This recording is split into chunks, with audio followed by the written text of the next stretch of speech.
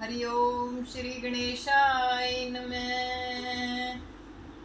ओम नमो भगवते वासुदेवाय। बोल कृष्ण भगवान की जय। श्रीमद् भागवत महात्म्य छठा अध्याय। सप्ताह पारायण की विधि। श्री सनकादि कहने लगे, हे नारद, अब आपको हम सप्ताह पारायण की उत्तम विधि बताते हैं। किसी उत्तम ज्योतिषी पंडित को बुलवावे और उससे यत्न पूर्वक इसके प्रारंभ करने का मुहूर्त पूछे। कथा प्रारंभ इन 6 महीनों में करनी चाहिए: आषाढ़, श्रावण, भादों, कुआर, कार्तिक और अगहन। ये 6 मास श्रोताओं को मोक्षदायक माने गए हैं।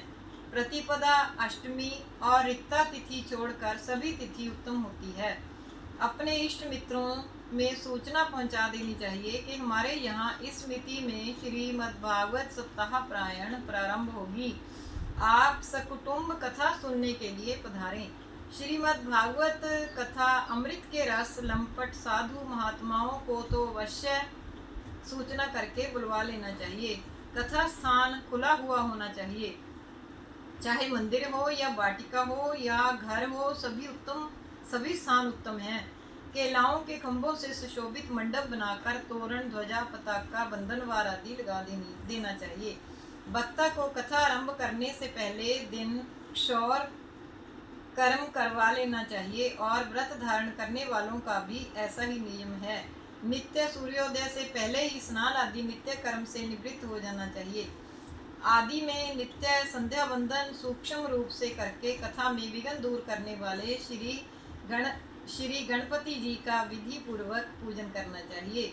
एक दिव्य छोटा मंडप श्री कृष्ण चंद्र भगवान का बनाकर उनका पूजन करे और कहे, ओम कली कृष्णाय गोविंदाय गोपी जन वल्लभाय नमः। अनंतर श्री कृष्ण भगवान को नमस्कार कर प्रार्थना करे, देव देवेश दीन बंधु, आप मुझ पर कृपा करके इस मोह रूपी संसार जाल से शीघ्र मुक्त कीजिए और हे प्रभु, कथा की पूर्णाहुति पर्यंत कोई ऐसा विघ्न ना आने पावे जिससे मैं कथा सुनने से असमर्थ हो जाऊं। हे कृपा सागर, आपका स्वरूप मुनि सुखदेव जी के सदृश है। आप शास्त्रों के विशारद हो। आप अध्यात्म ज्ञान द्वारा कथा के प्रकाश से मेरे अज्ञान रूपी अंधकार को दूर करो। फिर आनंद पूर्वक अपनी यथाशक्ति 7 दिन तक नियम का प्रतिपालन करे। कथा में कोई विघ्न न आ जावे, इसके निवारण के लिए 5 ब्राह्मणों का वर्ण करे। वे वर्णीय ब्राह्मण द्वादशाक्षर मंत्र ओम नमो भगवते वासुदेवाय इस मंत्र का जप करते हैं। ज्ञानी कथा का वक्ता सूर्योदय पर श्रीमद्भागवत की कथा प्रारंभ कर देवे और धीरे धीरे समझा कर 3.5 प्रहर तक वांचे। मध्यान्ह 2 घड़ी का विश्राम कर देवे। उस विश्राम के समय में श्री हरि कीर्तन आदि होना चाहिए। अतः वक्ता को तथा श्रोता गणों को मध्यान्ह काल में एक बार हल्का भोजन पायस का करना चाहिए। यदि शारीरिक शक्ति होवे तो निरन्न 7 दिन तक व्रत धारण कर लेना चाहिए अथवा घी दूध पीकर रहना चाहिए या फलाहार से रहे अथवा एक बार भोजन कर ले। ब्रह्मचर्य पालन करना, भूमि पर सोना, पत्तलों में ही भोजन करना और कथा समाप्त होने पर नित्य प्रति आहार करना, यह श्रोताओं को नियम पालन चाहिए। दृष्ट अन्न, दुष्ट अन्न तथा वासी अन्न आदि त्याग कर देना चाहिए। काम, क्रोध, मद, मान, मत्सर, लोभ, दंभ, मोह, द्वेष का कथा का व्रती दूर से ही त्यागन कर देवे। कथा का व्रती वेद, वैष्णव, ब्राह्मण, गुरु, गोभक्त तथा स्त्री, राजकुमार और महापुरुषों की निंदा त्याग देवे और रजस्वला स्त्री, चांडाल, पतित, मलेच्छ, ब्राह्मण, द्वेषी, वेद, ब्राह्मण पुरुषों से कदापि बातचीत ना करे। निर्धन, क्षय रोगी, निर्भाग्य, पाप कर्म, संतानहीन और मुक्ति का इच्छुक इस पावनी कथा को सुने। जो स्त्री कभी रसवाला ना हुई हो, केवल एक बार ही बालक हुआ हो और जिसके बालक कभी भी जीवित ना रहते हों, जिसका आधान गिर पड़ता हो, वह स्त्री भी यत्न से इस कथा को सुने।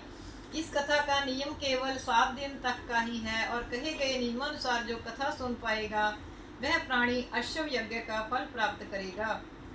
निष्काम भक्त निष्काम भक्त तो परम गति को ही प्राप्त होते हैं। इस सप्ताह यज्ञ की समाप्ति पर श्रोताओं के द्वारा वक्ता की और कथा की पूजा भावना युक्त करनी चाहिए। भोग प्रसाद मेवा तुलसी दल फूल माला सुनने वालों को देनी चाहिए।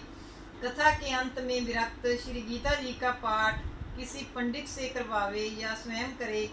इसके पश्चात बाहर ब्राह्मणों को खीर के सात्विक भोजन करावे। यह विधि समस्त दुस्तर पापों को दूर कर देती है। यह कथा सभी कामनाओं की सिद्धि करती है। सनकादिक बोले, हे नारद, तुम्हें सप्ताह श्रवण विधि सब सुना दी, अब और क्या सुनना चाहते हो।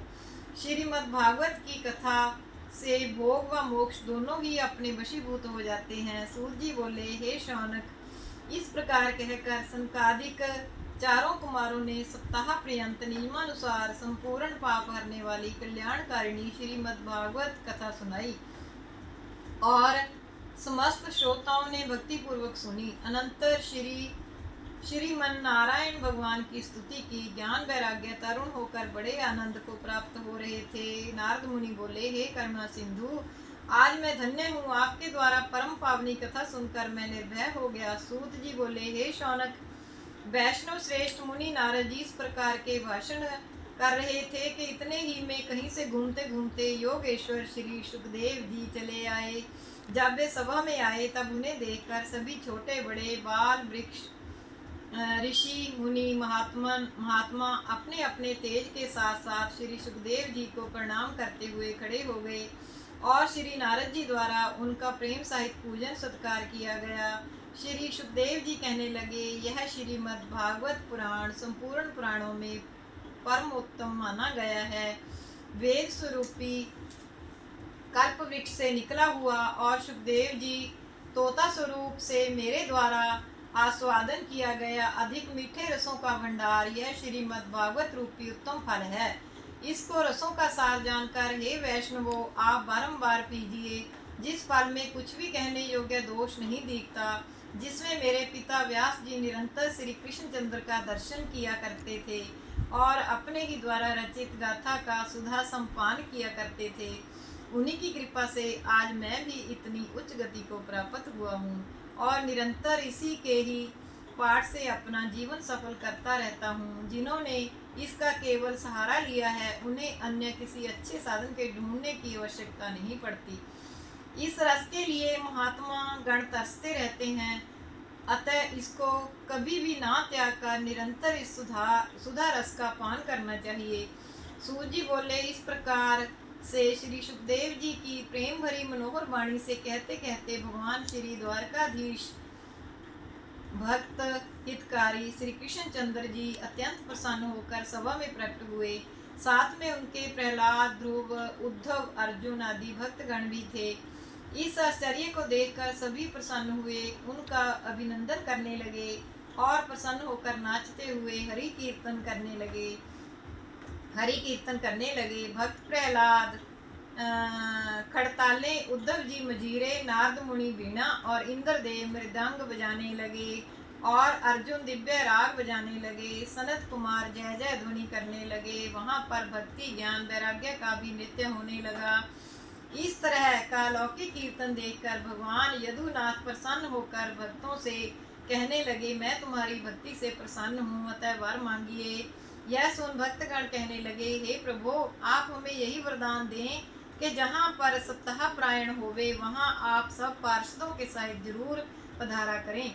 भक्तों की इस तरह से भावना भरी वाणी सुन भगवान बोले, अच्छा, आपका मनोरथ सफल होगा, और तथास्तु कहते हुए वहीं पर अंतर्धान हो गए। फिर शौनक जी ने पूछा, हे महामती सूत जी, कृपया आप यह भी बताइए कि सुखदेव जी ने राजा परीक्षित को, गोकर्ण देव जी ने धुंधुकारी को और सनकादिक ने नारद मुनि को यह श्रीमद् भागवत की उत्तम कथा किस किस समय सुनाई थी, यह भी संदेह दूर कीजिए। सूत जी बोले, जब भगवान श्री कृष्णचंद्र निज लोक को चले गए थे तब उनके जाने के बाद कलयुग के 30 वर्ष से अधिक चले जाने पर भादों सुदी नवमी को श्री सुखदेव जी ने राजा परीक्षित को यह कथा सुनाई थी और इसके अनंतर कलयुग के 200 वर्ष समाप्त होने पर आषाढ़ सुदी नवमी को गोकर्ण जी ने धुंधुकारी को यह कथा सुनाई। इसके पीछे कलयुग के और 30 वर्ष बाद कार्तिक सुदी नवमी से सनकादिकों ने इस श्रीमद् भागवत की उत्तम कथा प्रारंभ की थी। हे शौनक, आपके सभी प्रश्नों का उत्तर मैंने दे दिया।